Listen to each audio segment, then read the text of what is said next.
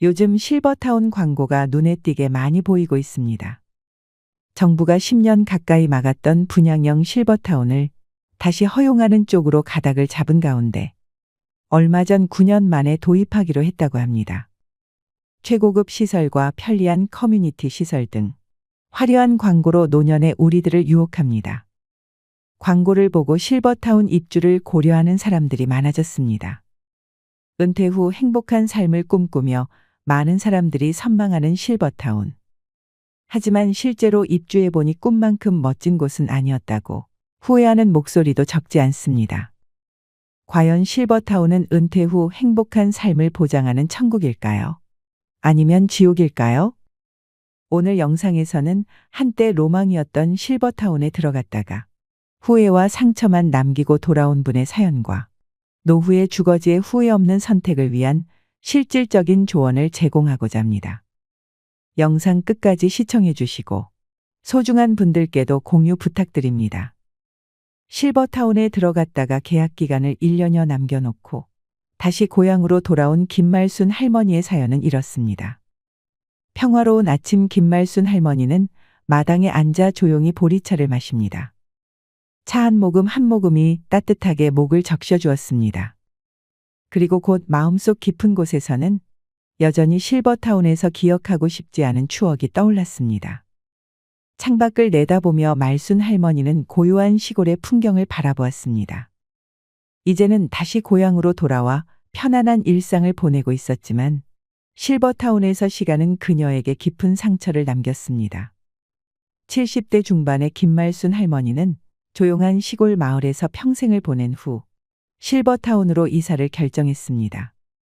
말순 할머니는 다정하고 인자한 성품을 지닌 분으로 세 자녀를 모두 키워내고 이제는 자신의 여생을 편안하게 보내고자 했습니다. 남편은 몇 해 전 세상을 떠났고 자녀들은 각기 다른 도시에서 바쁜 삶을 살고 있어 말순 할머니는 혼자 남겨진 시간을 채우기 위해 실버타운을 선택하게 되었습니다. 무엇보다 남편이 없는 일상은 지루하고 쓸쓸했는데 그리고 혼자 지내다가 갑자기 아프게 될 경우 곤란한 상황 때문에 실버타운에 더욱 더 끌렸죠. 말순 할머니는 작은 텃밭을 가꾸는 것을 좋아하며 젊은 시절에는 마을 사람들에게 손맛 좋은 음식 솜씨로 유명했습니다. 사람을 좋아했던 할머니는 마을 사람들에게도 친절했습니다. 새벽 일찍 일어나 마당을 쓸고 집안을 정돈하는 일은 할머니의 오랜 일과였습니다. 비록 시골에서의 삶이 단순하고 평범했지만 그녀에게는 모든 것이 소중한 일상이었습니다.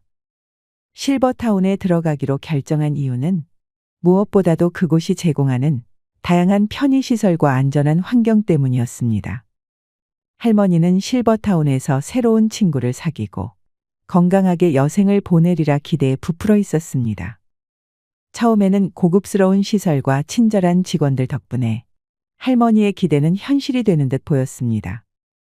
김말순 할머니는 실버타운에 들어가기로 결심하고 많은 정보를 알아보았습니다. 그러나 할머니의 마음 한구석에는 꺼림칙한 감정이 자리 잡기 시작했습니다. 먼저 실버타운에 입주하는 데 필요한 금액이 너무 비쌌습니다. 보증금과 월 납부 비용이 예상보다 컸지만 남편이 남겨준 유산과 자식들의 도움으로 이 문제는 해결할 수 있었습니다. 그러나 입소 자격 조건을 확인하면서 할머니는 당혹감을 느꼈습니다. 80세 이상은 신규 입소가 불가하고 혼자 거동할 수 없거나 치매가 있는 사람도 입소할 수 없다는 규정이 있었습니다. 매년 치매 검사를 받아야 했고 문제가 있으면 더 이상 실버타운에 머물 수 없었습니다. 이 사실을 알게 된 순간 말순 할머니는 말문이 막혔습니다. 할머니는 자신이 나이 들고 몸이 아파서 실버타운에 들어가려 했지만 오히려 이런 조건들이 그를 막고 있다는 사실이 기가 막혔습니다. 이 규정들은 말순 할머니의 마음을 어둡게 만들었습니다. 물론 할머니는 자격 조건에 모두 부합하기 때문에 입소를 할 수 있었지만 이후 나이가 들면 버려지는 기분이 들어 기분이 좋지는 않았습니다. 김말순 할머니는 실버타운의 치매 관련 규정에 대해 생각하며 조용히 혼잣말을 했습니다. 매년 치매 검사를 받으라니 그럼 내가 언제라도 내쫓길 수 있다는 거잖아. 이런 곳에서 마음 편히 지낼 수 있을까? 아니, 애초에 이런 규정을 만든 사람들이 우리 같은 노인들의 마음을 이해나 할까? 그때 실버타운 직원이 할머니를 설득하기 시작했습니다. 어르신, 저희 실버타운에서 유명 셰프님이 만드는 식사를 챙겨드려요.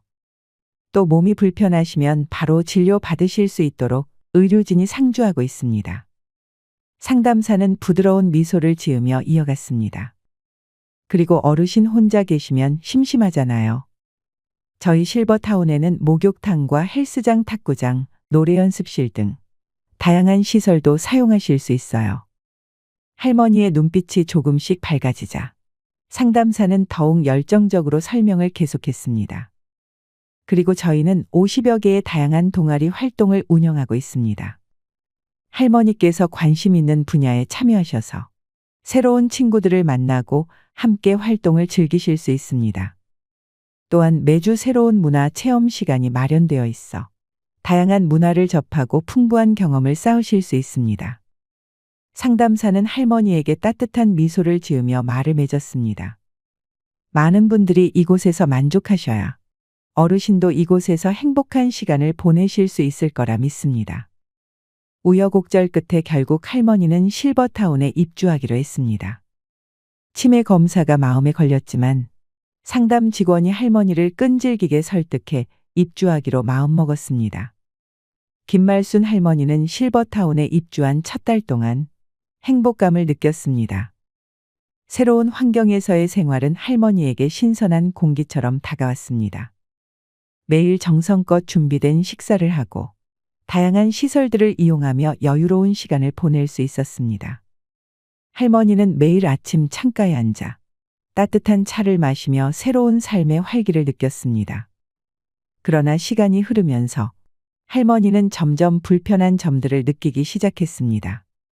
그중 하나는 사람으로부터 오는 스트레스였습니다. 입주한 지 한 달쯤 되었을 때 친한 할머니 한 분이 생겼습니다. 그녀는 처음에는 따뜻하고 친근하게 다가와 말순 할머니에게 큰 위로가 되었습니다. 하지만 이내 그 친한 할머니는 매번 자식 자랑을 시작했습니다. 자녀들이 얼마나 성공했는지, 어떤 선물을 받았는지, 가족과 함께한 여행 이야기 등을 끊임없이 늘어놓았습니다. 말순 할머니는 처음에는 그 이야기를 들어주었지만 점점 짜증이 나기 시작했습니다. 오늘 우리 사위가 말이야. 보너스 받아서 선물을 잔뜩 사서 왔더라고. 이래서 다들 대기업 그러는 거야.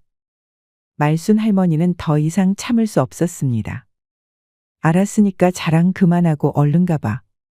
그러나 옆집 할머니는 꿈쩍도 하지 않고 계속 자랑을 이어갔습니다. 이번에도 뽀보너스 나왔다고 하면서 임플란트를 새로 해준다고 하지 뭐야. 내 이가 몇 개 안 좋거든. 말순 할머니는 옆집 할머니의 등을 떠밀다시피 하며 문 쪽으로 인도했습니다. 이 불편한 감정은 시작에 불과했습니다. 말순 할머니는 실버타운에서의 생활이 점점 더 견디기 어려워지는 것을 느꼈습니다. 처음에 설렘과 기대는 사라지고 그녀의 마음속에는 불안과 외로움이 자리 잡기 시작했습니다. 실버타운에는 이상한 문화가 있었습니다. 매 끼니마다 제공되는 식사는 모든 입주민들이 활용할 수 있는 식당에서 제공되었는데 그때마다 모두들 격식 있는 차림으로 등장해서 식사를 하는 것이 하나의 관습이었지만 신경 쓰지 않았습니다. 그래서 매번 편한 복장으로 식당에서 밥을 먹었습니다. 그러던 어느 날 말순 할머니는 다른 사람들이 자신을 욕하는 것을 우연히 듣게 되었습니다. 저 할망구 매너하고는 실버타운에 살면서 격식이란 걸 모르네. 한 할머니가 콧방귀를 끼며 말했습니다. 다른 할머니가 비웃으며 덧붙였습니다. 맞아, 맨날 저렇게 후줄근한 옷만 입고 다니더라. 혼자 사니까 더 그런가 봐. 아무도 신경 안 쓰니 자기를 가꾸지도 않네. 여자는 늙어도 여자인데. 세 번째 할머니는 큰 소리로 웃으며 말했습니다. 명품 하나 없는 거 보니 자식들이 신경도 안 쓰는 모양이야. 우리 딸은 나한테 항상 좋은 것만 사주는데. 더 이상 참을 수 없었던 할머니는 자리에서 일어나 그들에게 다가갔습니다. 이봐요. 할머니는 분노에 찬 목소리로 외쳤습니다. 지금 무슨 소리를 하시는 겁니까? 세 분 몰려다니면서 남 욕하는 게 격식 있는 사람이 할 수 있는 태도예요? 어이가 없어서 제발 내면을 좀 더 가꾸세요. 말순 할머니는 그 말을 남기고는 자리에서 빠져나왔습니다. 그 사건 이후로 실버타운에서 말순 할머니에 대한 소문이 빠르게 퍼졌습니다. 다른 할머니들은 은근하게 그녀를 따돌리기 시작했습니다. 할머니는 식당에서 혼자 식사하는 시간이 늘어났고 모임에서도 외면당하는 일이 많아졌습니다. 마치 투명 인간이 된 듯한 느낌이었습니다. 할머니는 외로웠지만 그래도 꿋꿋했습니다. 어느 날 말순 할머니는 오랜 친구를 만나러 갔습니다. 친구는 주상복합 아파트에 살고 있었고 말순 할머니는 그곳에서의 생활이 어떤지 궁금해졌습니다. 친구의 이야기를 들어보니 주상복합 아파트는 실버타운과 비슷한 점이 많았습니다. 아파트 단지 내에는 식당, 헬스장, 커뮤니티 센터, 수영장 등 다양한 시설이 갖추어져 있었습니다. 할머니는 아파트를 둘러보며 이곳의 활력 넘치는 분위기에 깊은 인상을 받았습니다. 이곳에는 노인들뿐만 아니라 젊은 사람들도 많아서 생동감이 넘쳐 보였습니다. 실버타운과 달리 같은 노인들끼리 교류는 적었지만 오히려 할머니는 이것이 더 마음에 들었습니다. 실버타운에서 겪었던 파렴치한 사람들을 다시 만나는 것보다 소수의 마음이 맞는 사람들과 교류하는 것이 더 나을 것 같았습니다. 물론 시설은 실버타운이 조금 더 좋았지만 아파트도 못지 않았습니다. 그리고 무엇보다 입주 비용이 크게 차이가 났죠.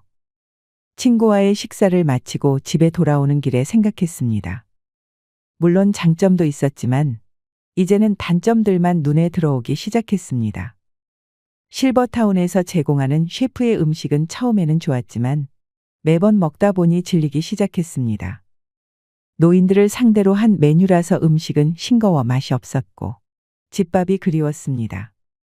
광고에서는 많은 노인들이 있어 친구를 많이 사귈 수 있을 것이라고 했지만 현실은 달랐습니다. 대화 주제가 맞지 않아 교류가 거의 없었습니다. 실버타운의 노인들은 결국 모여서 남 욕이나 하고 자기 자식 자랑만 했습니다. 말순 할머니는 그런 사람들과 어울리는 것이 점점 불편해졌습니다. 값비싼 비용, 질리는 음식, 다른 사람 눈치를 봐야 하는 생활 방식, 그리고 무엇보다도 남의 이야기를 좋아하는 사람들 속에서 그녀는 진정한 행복을 찾지 못했습니다. 그래서 할머니는 결국 실버타운을 떠나기로 결심했습니다. 다른 할머니들은 말순 할머니의 결정을 말렸지만 그녀의 결심을 꺾을 수는 없었습니다. 여기를 떠난다고 해서 더 나은 곳이 있을까요? 한 할머니가 물었지만 말순 할머니는 단호히 대답했습니다. 여기서는 제 마음이 편하지 않아요. 더 이상은 못 참겠어요. 그렇게 말순 할머니는 결국 계약 기간을 채우지 못하고 위약금을 내고 실버타운을 떠났습니다. 다시 고향으로 돌아온 할머니는 편안한 내 집에서 새로운 삶을 시작했습니다. 우리는 나이 들면 어떤 곳에서 살지 고민하게 됩니다. 지금은 예전처럼 자기 집에서 가족의 보살핌을 받으며 여생을 보내기 어려운 현실입니다.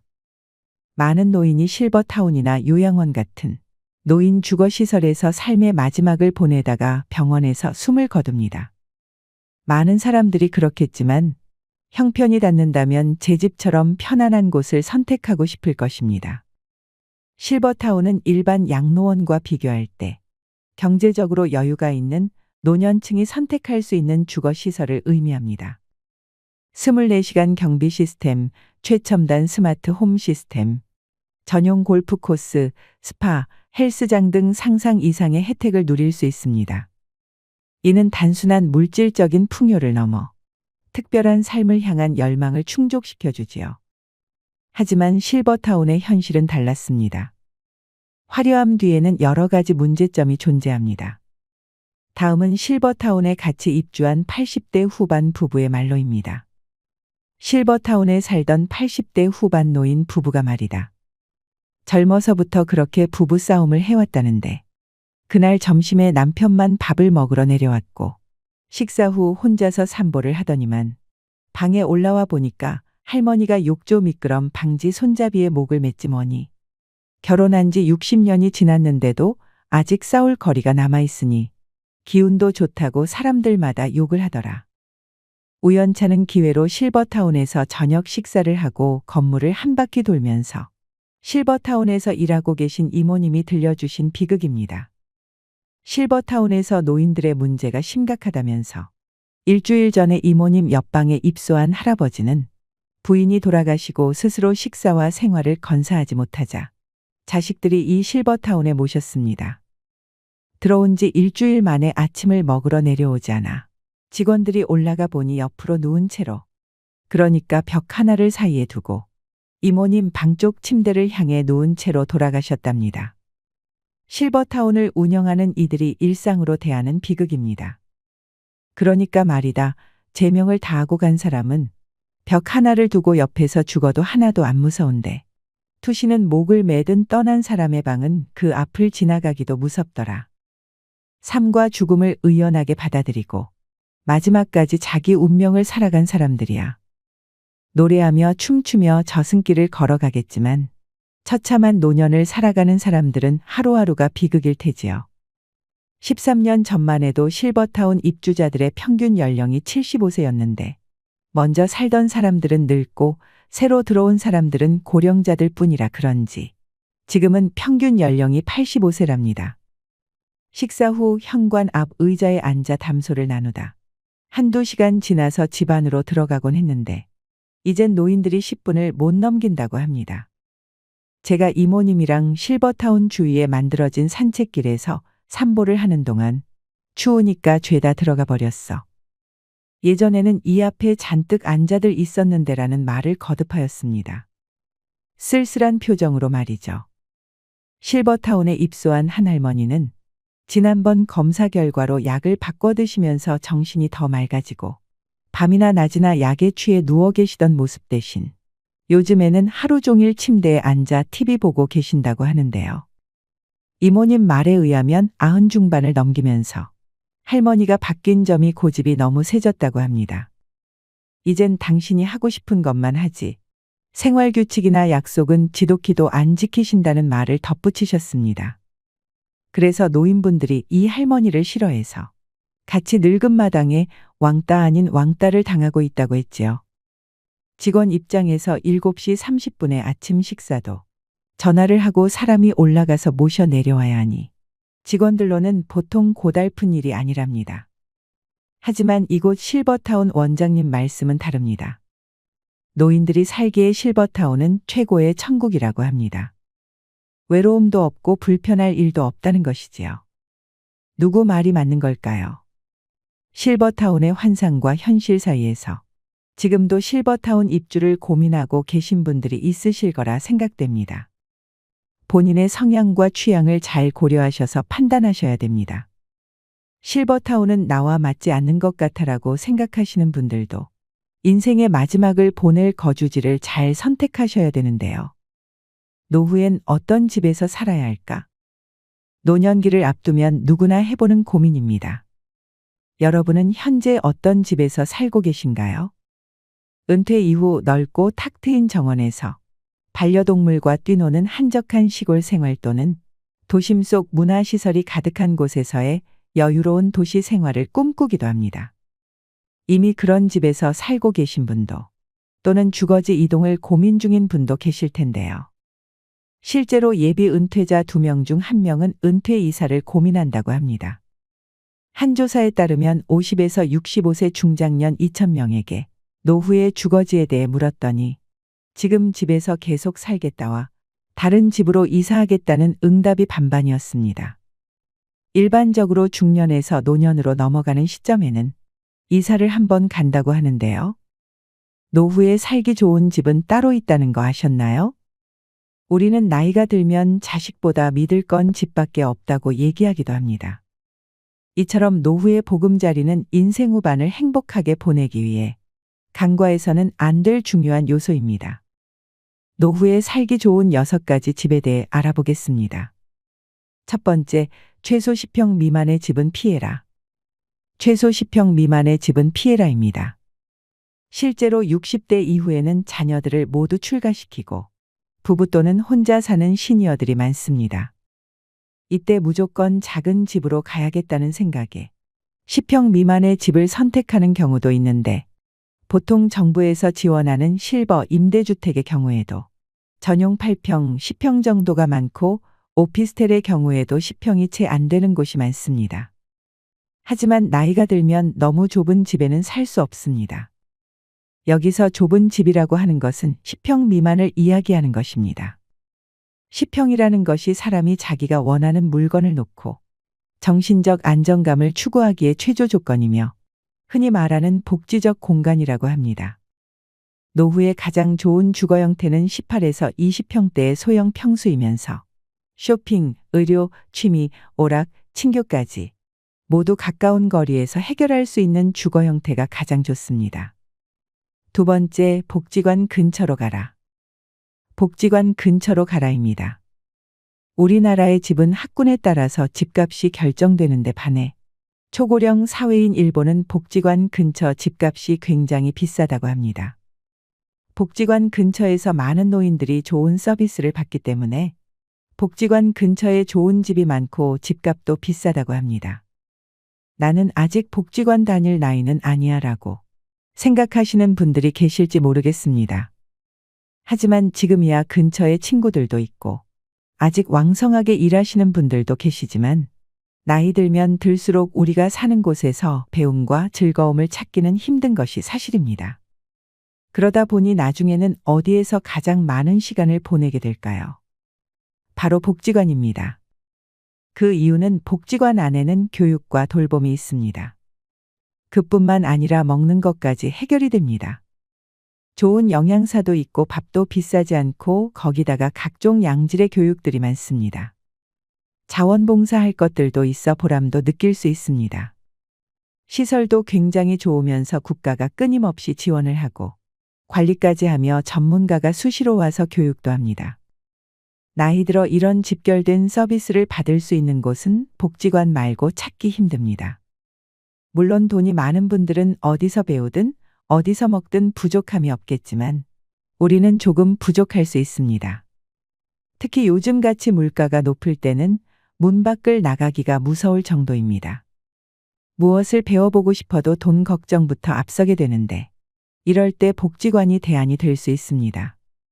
그래서 노후에는 내가 즐길 수 있고 친구도 만날 수 있는 복지관 근처에 사는 것이 좋습니다. 세 번째, 병원이 30분 이내에 있는 집을 선택해라. 병원이 30분 이내에 있는 집을 선택해라입니다. 가까우면 가까울수록 좋은 것이 병원이지만 제가 특히 30분을 강조하는 이유는 우리가 기초 의료 서비스에 접근하기 위한 최단 시간이 30분이기 때문입니다. 정말 위급한 상황을 제외하고는 30분 이내에 병원에 갈 수 있으면 됩니다. 요즘 의료시설이 잘 되어 있어 지방 몇몇 곳을 제외하면 보통은 30분 이내에 병원이 있습니다. 노후에 집을 선택할 때는 병원이 가장 우선순위가 되어야 합니다. 중년을 넘어가면서 건강에 대한 이슈가 굉장히 커지게 됩니다. 아무리 몸 관리를 잘한다고 해도 70이 넘어가면 병원을 자주 가게 됩니다. 가벼운 병은 가까운 곳에 가서 치료를 한다고 하지만 중병이나 장기질환들, 만성질환들이 계속 발생하게 되면 큰 병원을 많이 이용할 수밖에 없습니다. 그래서 질병에 대한 관리가 가능한 곳이 30분 이내에 갈 수 있는 것이 가장 좋습니다. 네 번째, 자녀와 살아야 한다면 가치보다는 근처를 선택해라. 자녀와 살아야 한다면 가치보다는 근처를 선택해라입니다. 우리는 자녀와 살고 싶지 않지만 어쩔 수 없이 함께 살아야 하는 상황이 올 수 있습니다. 많은 시니어분들이 사별을 경험할 때 이사를 생각하게 된다고 합니다. 사별을 경험하게 되면 내가 몇십 년을 살던 내 집이 갑자기 공허하고 무섭기 시작합니다. 또 한 가지는 집이 너무 관리하기에 크고 어렵습니다. 그래서 그때 집을 좁혀 가거나 아니며 자녀들이 가까이 있는 쪽으로 옮겨가시는 분들이 많이 계십니다. 이때 우리가 반드시 생각해야 할 것 있습니다. 부모와 자녀가 함께 살면 주거비나 식비의 부담이 줄어들고 외로움은 어느 정도 해소될 수 있으나 사위나 며느리와의 관계에서 오는 새로운 인간관계 스트레스가 생길 수 있다는 것입니다. 따라서 자녀와 함께 살아야 한다면 함께보다는 근처에서 사는 것이 가장 이상적입니다. 손주가 어렸을 때는 손주를 돌보는데 손을 보태거나 성장을 지켜보며 삶의 활력을 얻는 것도 좋습니다. 이렇게 자녀와는 적절한 거리를 유지하는 방법이 노후 생활에서 스트레스를 최대한 줄이면서 현명하게 지내는 방법입니다. 5번째, 근처에 공원이나 산책로가 있는 집을 선택해라. 근처에 공원이나 산책로가 있는 집을 선택해라입니다. 우리 시니어분들이 스포츠나 산책 등에 참여하는 비율이 매년 증가하고 있습니다.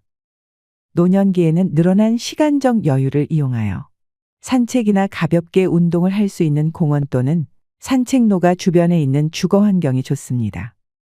노년기가 되면 활동성이 떨어지고 야외 활동을 적게 하게 됩니다. 하지만 나이가 들수록 적당한 야외 활동을 하여 신체 활력을 증진해야 합니다. 동네 주변의 산책은 신선한 공기 자연의 아름다움을 느낄 수 있어 심혈관 건강 증진뿐만 아니라 노인 우울증 예방에도 아주 좋습니다. 6번째, 노후용 집은 따로 있다.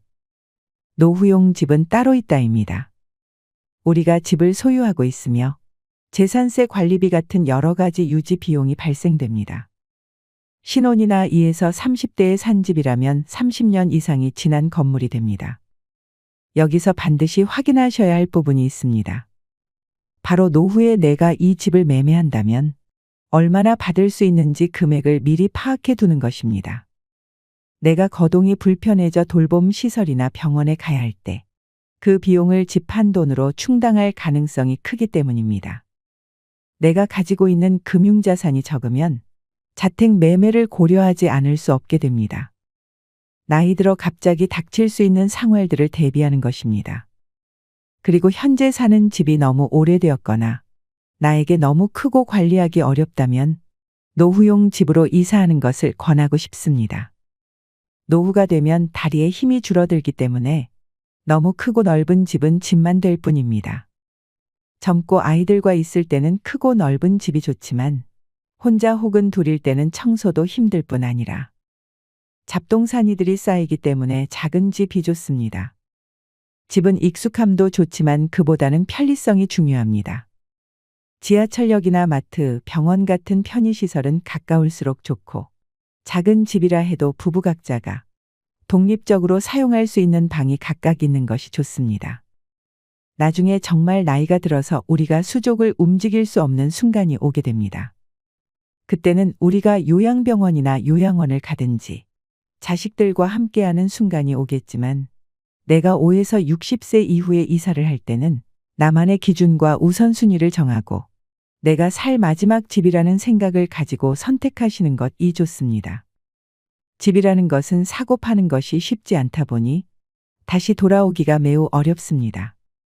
그러니 은퇴 이후에 주거지를 결정할 때는 이주의 목적을 명확히 하고 타인의 기준보다는 나를 기준으로 선택해 보셨으면 좋겠습니다. 오늘 내용이 도움이 되길 진심으로 바라며 행복한 노후를 위한 현명한 거주지 선택을 하셨으면 좋겠습니다. 오늘도 노후의 지혜와 함께 해주셔서 감사드립니다. 황금빛으로 무르익어가는 여러분의 지혜로운 인생을 언제나 응원합니다. 부모라면 자식에게 다 해주고 싶은 마음입니다. 그래서 자식들 교육비, 결혼자금, 사업자금까지 다 대주고 손자, 손녀까지 봐주는 부모님들이 많습니다. 평생을 버는 족족 자식을 위해 돈을 쓰고 내 노후 준비는 하나도 되어 있지 않는 분들이 많으실 텐데요. 자식 덕 보려고 키운 것은 아니지만 나이 들어서 보니 이렇게 허무하고 외로울 수가 없습니다. 간도 쓸개도 다 내주며 키웠는데 자식들은 자기 살기 바쁘고 부모는 잘 거들떠 보지도 않습니다. 재산 있을 때는 그렇게 잘하더니 내가 가진 것 하나 없으니 짐짝 취급하듯이 냉랭하게 구는 자식들 때문에 상처받은 부모님들도 많습니다. 여러분은 자식들에게 부모 노릇을 언제까지 해야 한다고 생각하시나요? 자식에게 다 주지 마라. 자식과 거리를 두고 살아라 등. 이제는 이런 말들이 건강 상식처럼 머리로는 알지만 막상 내 자식에게는 적용이 안 되는 부분들이 많습니다. 부모는 눈 감을 때까지 자식 걱정에 마음 편할 날 없지만 자식들은 부모의 마음과 같지 않습니다. 부모 부양의 인식 역시 과거와 크게 달라졌는데요. 15년 전 절반 이상 국민이 부모는 자식이 모셔야 한다고 생각했지만 지금은 5명 중 1명만 그렇게 생각하는 것으로 나타났습니다. 한 조사에 따르면 자식이 부모를 부양한다는 의견이 2007년 63%였던 것이 2018년에는 24.3%로 떨어진 것이 현실입니다. 이미 이 같은 상황을 인지하고 현명하게 부모 자식 관계를 재정립하고 계신 분들도 계실 것이고 그래도 자식밖에 없지라며 자식에게 많은 것을 의지하고 사는 분들도 있으실 텐데요. 여러분은 어떠신가요? 여기 자식들에게 의지하고 살다 배신감에 땅을 치고 후회하는 최 씨 할머니가 있습니다. 자식들이 주말에 최 씨 할머니의 집에 방문했습니다. 하지만 어쩐 일인지 할머니는 문만 열어주고 다시 방으로 들어갔습니다. 어머니 좋았어요. 웬일이냐? 엄마 보러 왔죠. 난 바쁘니 쉬었다 가라. 할머니는 자식들과 손주에게까지 눈길도 안 주고 방문을 걸어 잠갔습니다. 언뜻 서운함이 느껴지는 할머니와 자식들에게는 어떤 사연이 있었을까요? 할머니는 어릴 적 10살도 채 되기 전에 어머니가 지병으로 세상을 떠나게 되면서 가족 모두 함께 농사를 지으러 작은 시골 마을로 이사를 했습니다. 그렇게 가족들과 논농사와 콩농사를 지으며 생계를 꾸리다 할머니는 19의 고운 나이에 띠동갑 연상의 군인이었던 남편을 만나 결혼을 했습니다. 결혼하고 초반에 남편은 너무 다정했고 그렇게 어머니의 빈자리를 느끼지 못할 만큼 할머니는 행복한 하루하루를 보냈습니다. 하지만 그 행복은 오래가지 못했습니다. 전쟁이 발발하며 다른 나라로 파병을 가게 된 남편은 무사히 돌아와 할머니와 2명의 자식을 낳았지만 시간이 갈수록 남편은 전쟁 후유증으로 인해 알코올 중독자가 되었습니다. 사람이 전쟁이나 고문, 자연재해 사고 같은 큰 사건을 겪은 뒤에는 공포감이나 불안, 우울증이나 불면증을 경험하게 되는데 최 씨 할머니의 남편도 이를 피할 수 없었습니다. 할머니의 남편은 점점 술을 마시는 빈도가 높아졌고 심지어 폭력을 행사하기도 했습니다. 남편과 좋은 추억들이 많았던 할머니는 차마 남편을 두고 도망을 갈 수는 없었지만 자식들을 맞고 살게 키울 수가 없어 고향에 있는 이복 동생의 집에 자식들을 맡겼습니다. 할머니는 자식들이 어딜 가든 지금 여기보다는 나을 것이라 생각했습니다. 하지만 자식들은 그곳에서 심한 차별을 겪어야 했습니다. 할머니는 농사를 하며 번 돈을 이복 동생에게 보냈음에도 할머니의 자식들에게 제대로 밥을 주지 않았고 힘든 일을 도맡아 시켰습니다. 얘 빨리 일어나지 못해? 밥값 해야 할 거 아니야. 여기도 집안 사정이 넉넉하지 않았기에 자식들은 꿀꿀이 죽을 먹어야 했습니다. 꿀꿀이 죽은 돼지 먹이로 사용해야 할 정도의 조악한 재료가 들어갔는데 대부분은 미군 부대의 병영에서 식사를 끝내고 버린 음식물 쓰레기였습니다.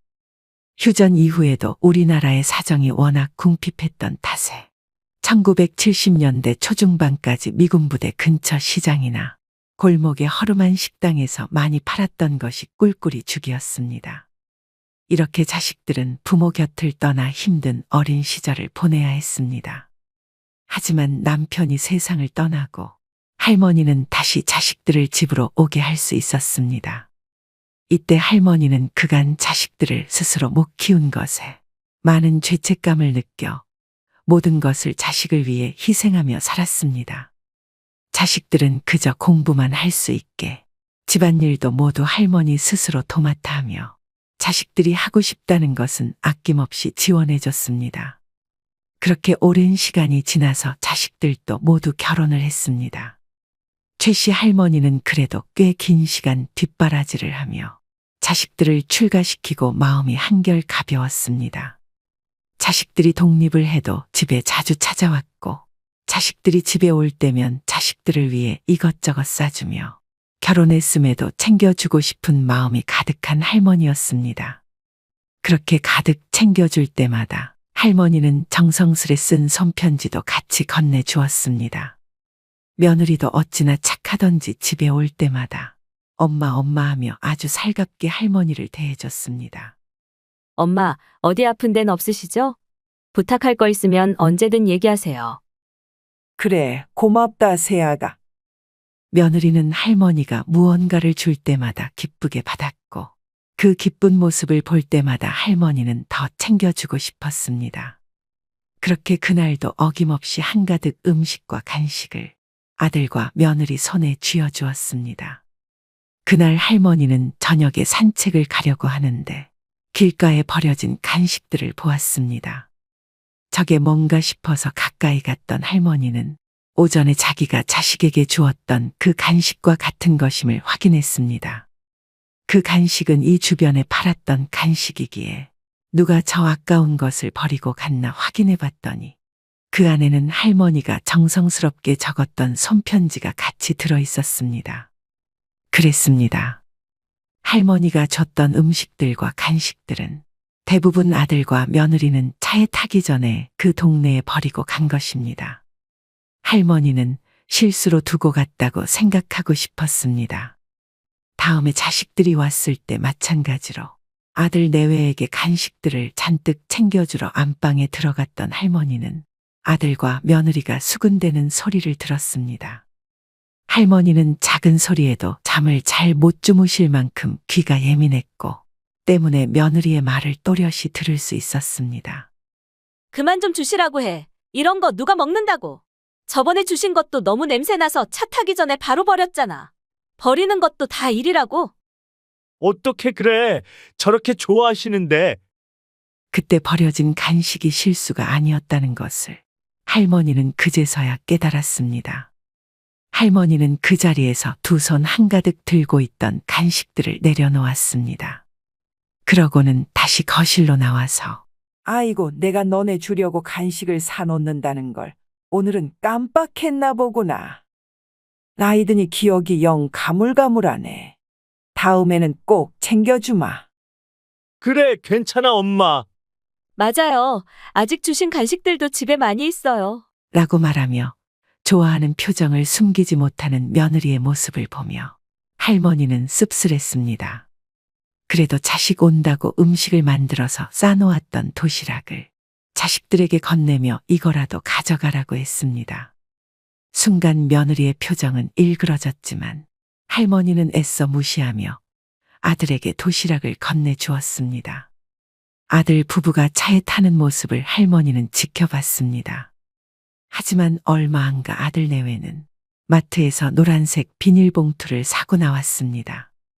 그 자리에서 며느리가 눈살을 찌푸리며 할머니가 준 도시락에 있는 음식들을 모조리 쓰레기 봉투 안에 담고 할머니 집 건물 앞에 버리고 다시 출발했습니다. 그 음식은 할머니가 잠도 줄여가며 이른 새벽부터 만든 음식이었습니다. 그 다음에 자식들이 찾아왔을 때 할머니는 며느리가 음식을 버린 사실을 모른 채 했습니다. 대신 몸이 불편하다며 오늘은 줄 것이 없다고 말했습니다. 요새 몸이 안 좋아서 뭐 하나 줄 게 없구나.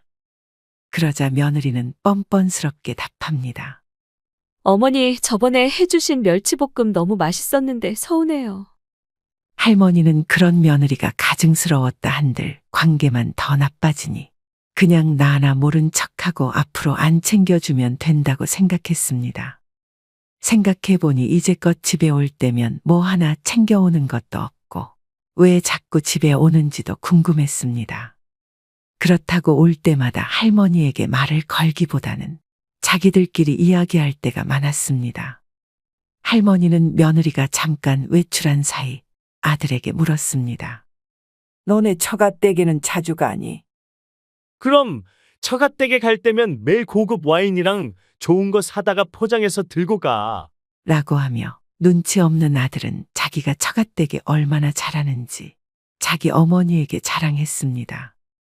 할머니 집에 올 때는 이제껏 딱 한 번 마트에 파는 10,000원 조금 넘는 음료수 세트를 사온 적이 전부였습니다. 하지만 아들의 자랑은 거기서 멈추지 않았습니다. 저번에 장인어른이랑 50만 원짜리 하는 고급 와인 마셨는데 맛이 기가 막히더라고요. 그 근처에 새로 생긴 음식점이 있는데 어찌나 맛있던지. 이렇게 자랑하며 끝까지 엄마 데리고 한번 가야겠다는 말조차 하지 않았습니다. 할머니는 며느리가 빈손으로 올 때마다 그냥 요새 물가도 많이 오르고 살기 힘드니 이해하고 넘어갔지만 자기 친정 챙길 때는 그렇게 돈을 많이 쓴다는 사실을 이제 알았습니다. 이 눈치 없는 아들놈은 할머니의 씁쓸한 표정을 보고 그제서야 말을 돌립니다. 그건 그렇고 이 집값 많이 올랐더라, 엄마? 기분 좋겠어? 많이 오르고 말고가 뭐가 중요해. 어차피 죽을 때까지 이 집에서 살 건데. 이후 할머니가 잠깐 친구와 통화를 하러 안방에 들어간 사이 아들과 며느리는 집안 구석구석을 보기 시작합니다. 할머니가 전화를 마치고 거실로 나가려는데 소곤소곤 하는 말소리가 들려왔습니다. 여기는 우리 우주 공부방으로 하면 될 것 같고, 저 큰 방은 자기랑 나랑 쓰면 될 것 같은데. 요새 시세가 많이 올라서 지금 팔면 아주 딱이긴 한데, 그냥 사는 것도 나쁘지 않을 것 같네. 근데 언제쯤 우리 여기로 이사 올 수 있는 거야? 조금만 기다려. 요새 엄마가 치매기가 있는 것 같으니까. 저번에도 우리 주려던 간식 사놓은 줄 알았는데 안 사놓으신 걸 보면 확실하다. 그 원래 엄마가 그런 거 절대 잊어버리지 않거든. 조만간 치매가 올 게 분명해. 동생은 어차피 이 집에 잘 오지도 않으니까 분명 우리한테 넘겨주실 거야. 그니까 이 집 오기 싫어도 조금만 참아. 집을 준다고 단 한 번도 입 밖으로 꺼낸 적도 없고 나중에 눈 감을 때나 주려고 했었지만 아들 내외는 할머니의 의견은 안중에도 없고 미리 자기들이 이 집을 어떻게 쓸지에 열띤 토론을 벌이고 있었습니다. 할머니는 화가 나다 못해 어이가 없었습니다. 엄마가 어릴 때 나 버리고 산 거에 엄청 미안해 하거든. 내가 불쌍한 척 부탁하면 다 들어주실 거야. 할머니는 아들을 버린 것이 아니라 지키려고 보냈다고 생각했고 실제로 그랬지만 아들은 자신이 그때 버려졌다고 생각했던 것 같습니다. 하지만 아들과 다시 만난 이후로 할머니는 누구보다 자식들을 위하며 살았습니다.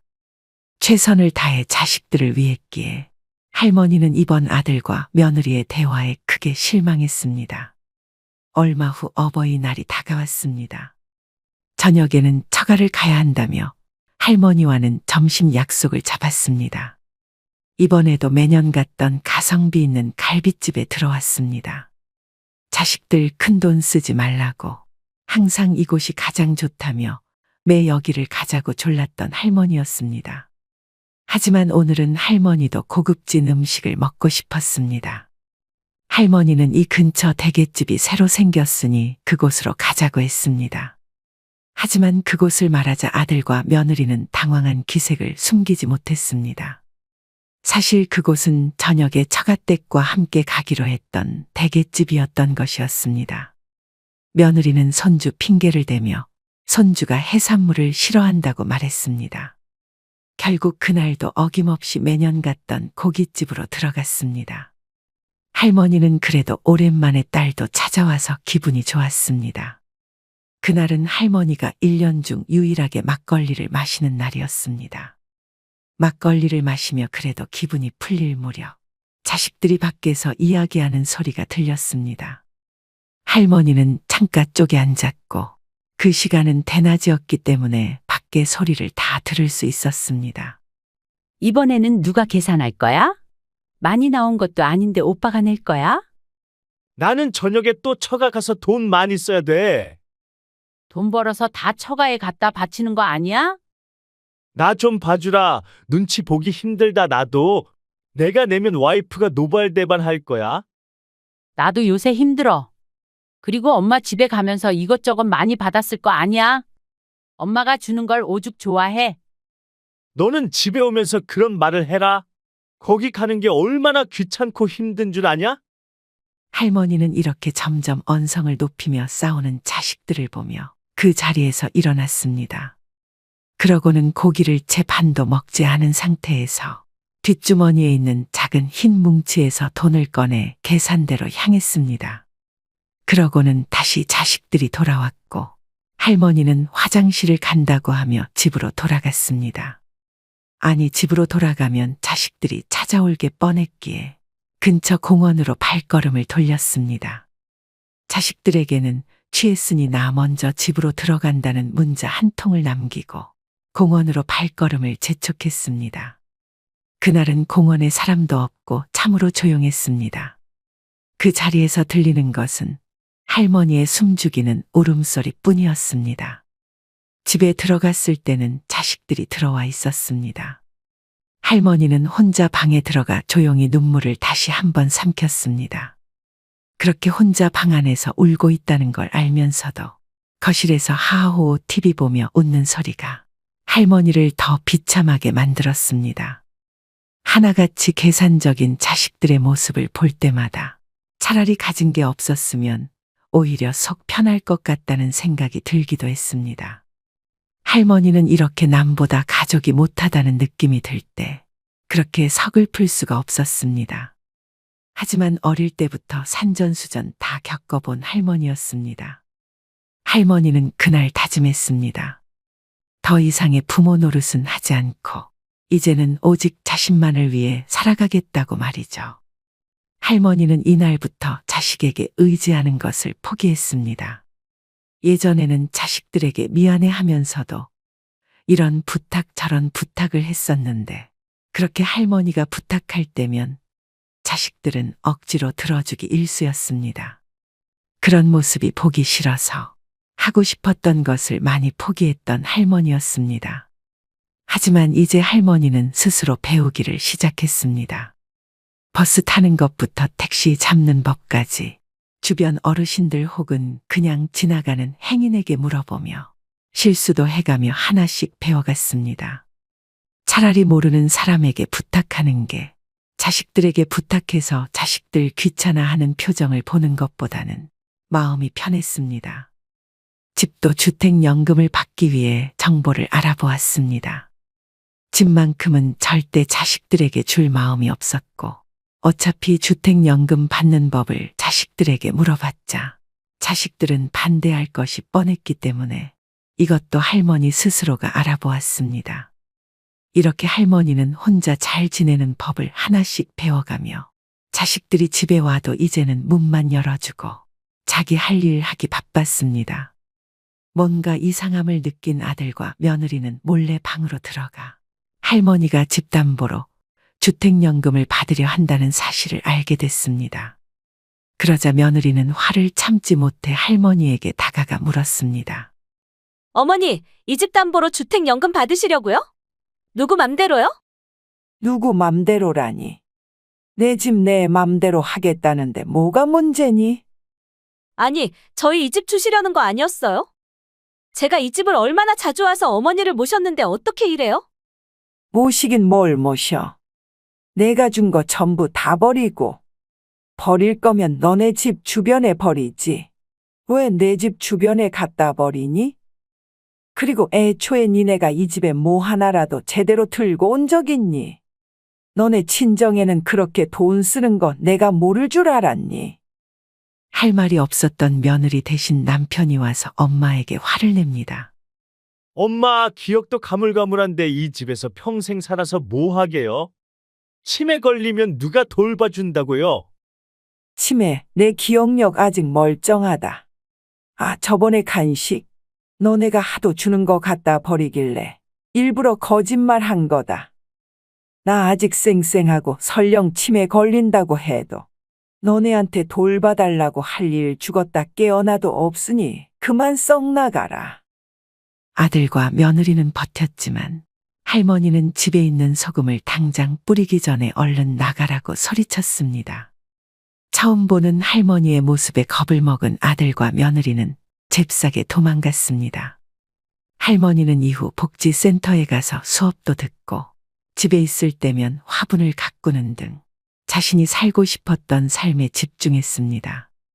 할머니는 연금과 모아둔 돈을 자신에게 써가며 남은 노후는 더 이상 자식들을 위해서가 아닌 자기 자신을 위한 삶을 살았습니다.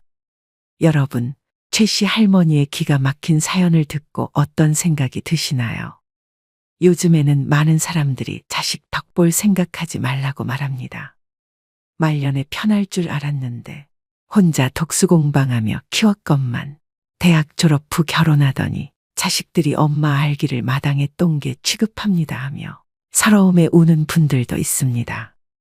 고령화 시대에 이제는 부모를 버려야 한다, 부모를 버려야 자식이 산다라는 자극적인 문구를 내세우며 언론에서는 너나 할 것 없이 앞다퉈서 우리의 안타까운 현실을 고발합니다.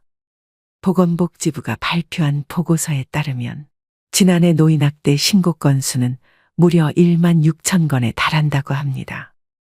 하루에 44건의 신고가 접수된 것인데요. 연도별 학대 신고 건수도 꾸준히 증가하고 있습니다. 그런데 노인의 학대가 대부분 가정에서 일어난다는 것을 알고 계신가요? 전체 85%가 가정 내에서 발생한 학대였다고 합니다. 사랑하는 자식에게 학대를 당한 노인들의 가슴에는 시퍼런 멍만 남습니다. 초고령화 사회로 접어들고 있는 만큼 자식에게 버림받는 부모의 사연은 가볍게 봐서는 안 될 문제입니다. 자신을 돌볼 틈도 없이 노후를 향해 열심히 달려온 윗세대 앞에 느닷없이 등장하는 복병이 있습니다. 독립하지 못하는 성인 자녀, 갑자기 닥쳐오는 부모의 간병, 황혼이 온 리스크가 그것들로 모두 사랑하는 가족과 관련됩니다.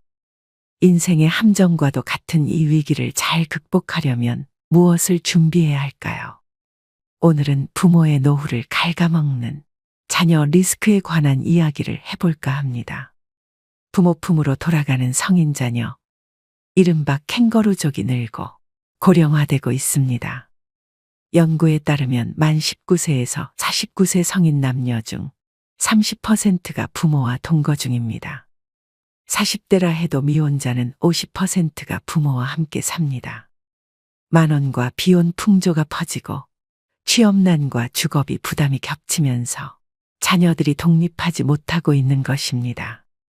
한국 부모들은 자녀에 대한 무분별한 지원이 문제가 됩니다. 많은 교육비를 투여한 것도 모자라 자녀가 결혼하면 집 팔고 대출받아 지원해 주는 것을 당연하게 여깁니다.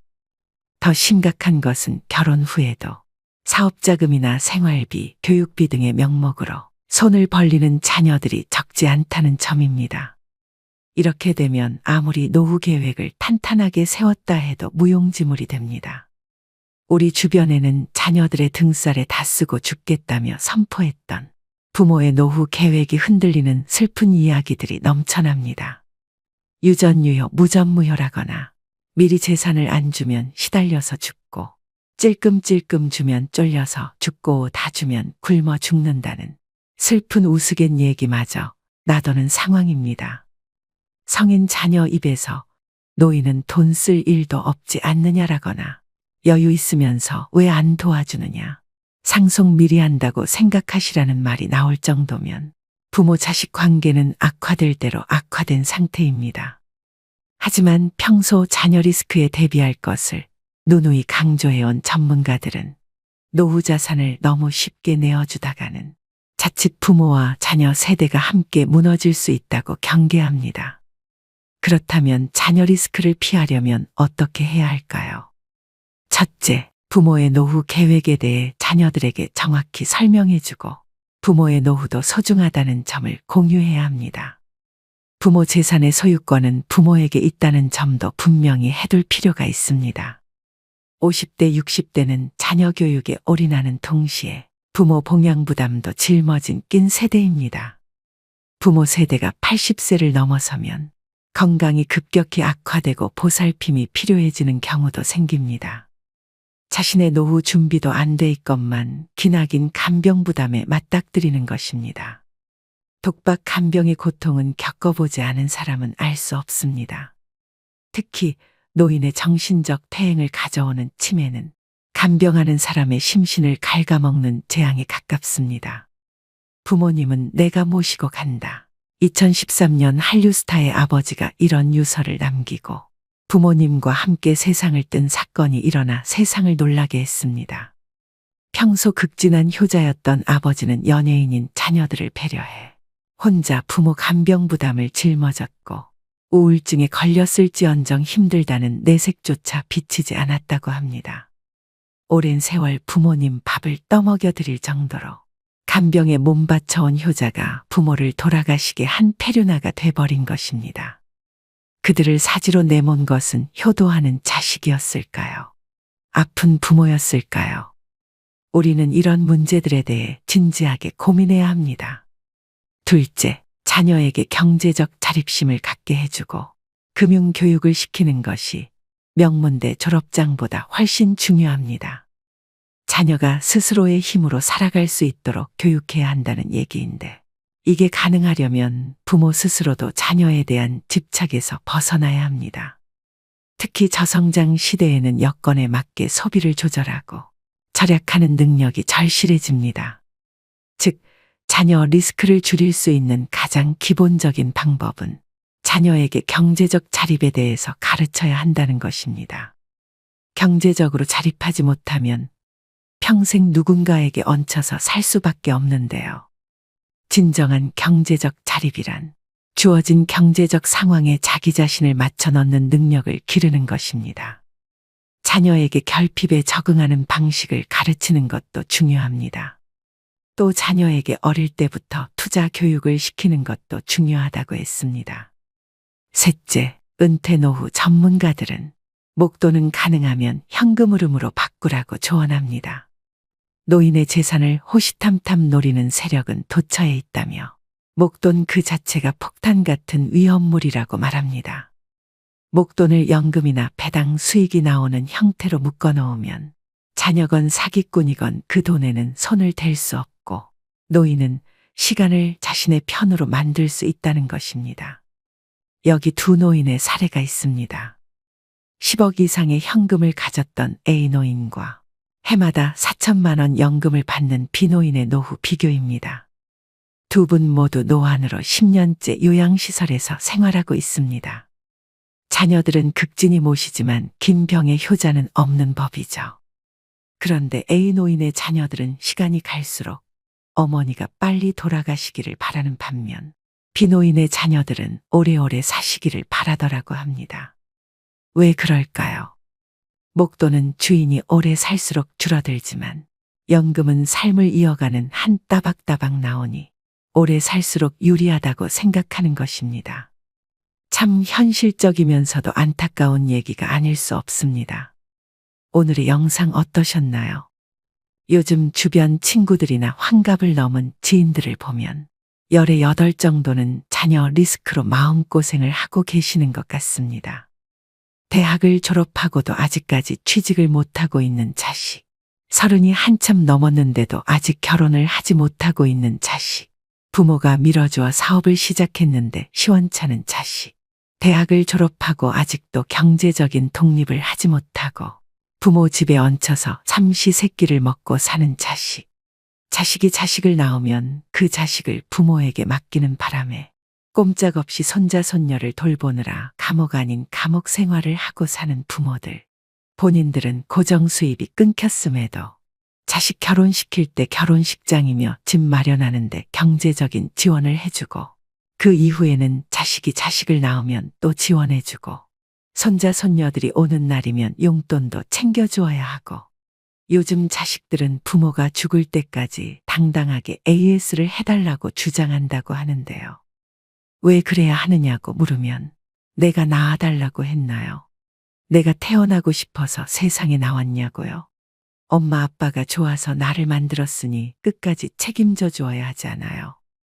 더 이상 할 말이 없더라고 합니다. 점차 자녀는 리스크가 되어가고 있는 것만은 확실합니다. 여러분들은 꼭 자녀들에 대한 리스크를 잘 생각하시고 현명하게 노후 준비하시길 바라겠습니다. 오늘의 영상이 여러분의 부모 자식 관계에 큰 도움이 되셨길 바랍니다. 오늘도 노후의 지혜와 함께 해주셔서 감사드립니다. 황금빛으로 무르익어가는 여러분의 지혜로운 인생을 언제나 응원합니다.